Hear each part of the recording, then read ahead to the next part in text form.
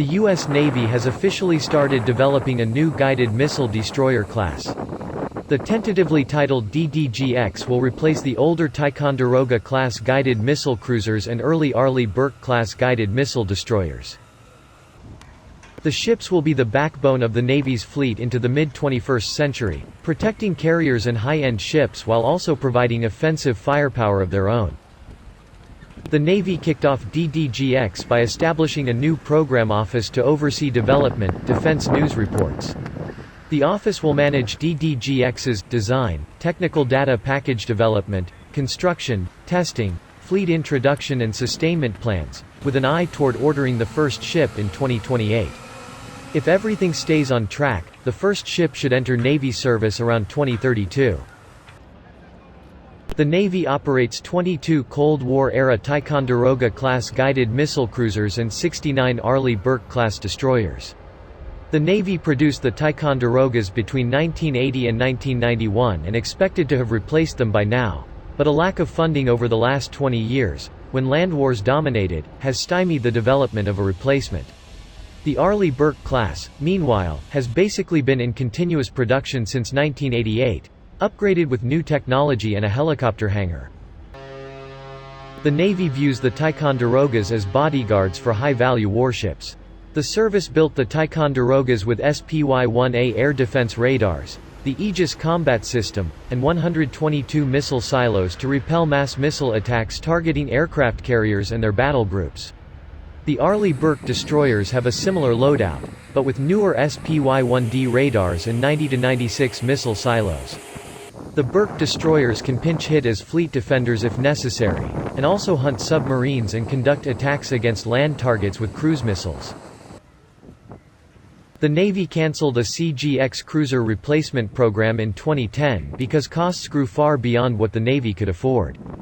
The service then embraced a future surface combatant family of systems approach that would include a large and small manned combatant and a large and medium unmanned combatant, all of which are in testing or in production today except for the large manned combatant. The start date for large surface combatant acquisition was pushed from 2023 to 2025 and then to 2028, as the Navy struggles to define what the ship will be. Among the challenges for the Navy has been identifying what capability it needs from a large combatant and how much it's willing to pay, especially as the service has been increasingly clear that future operations will rely more heavily on small and unmanned combatants dispersed throughout the battlespace. In this approach, fewer large combatants will conduct only those missions which the smaller ships cannot do. Chief among those missions is to haul around a large radar and large missiles. DDG-X will likely start with the SPY-6A MDR and the Aegis Baseline 10 combat system, with room to grow as more powerful radars are developed down the line. DDG-X will also likely be asked to carry hypersonic missiles or other long-range weapons that are too large to fit in today's Mk-41 vertical launching system tubes.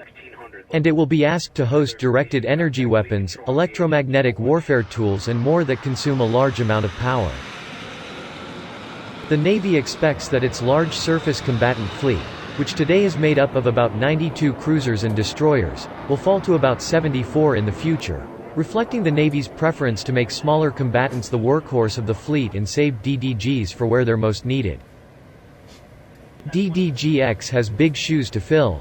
The Navy's new thinking appears to cast the ship as the main escort for carrier and amphibious groups, while the new Constellation-class guided missile frigates and littoral combat ships take on lesser roles. The new destroyer will emphasize a new hull form, an efficient integrated power system, and greater endurance, according to Defense News.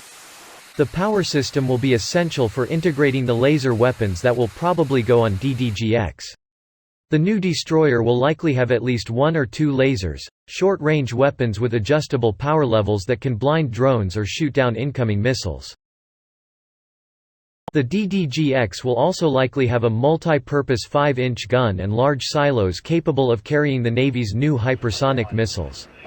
The ships will need standard-sized Mk-41 silos for air defense missiles, long-range anti-submarine rockets, cruise missiles, and anti-ship missiles.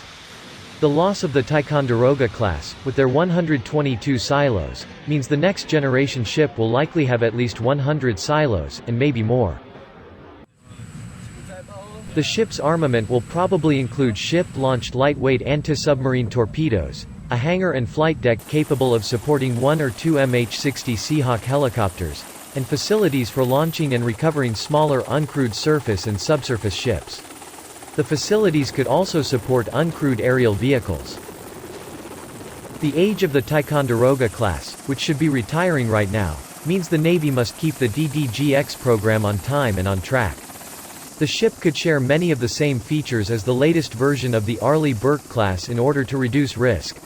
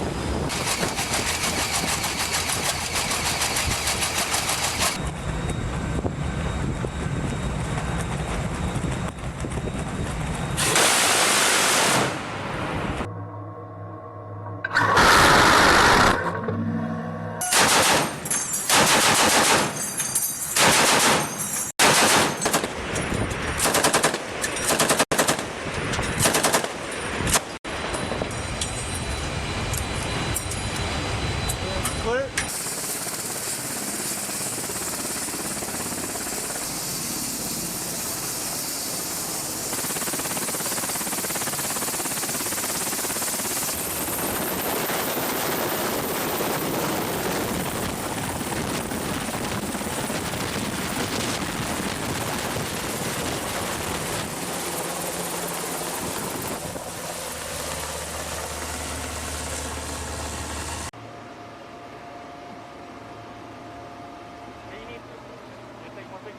Yes, please.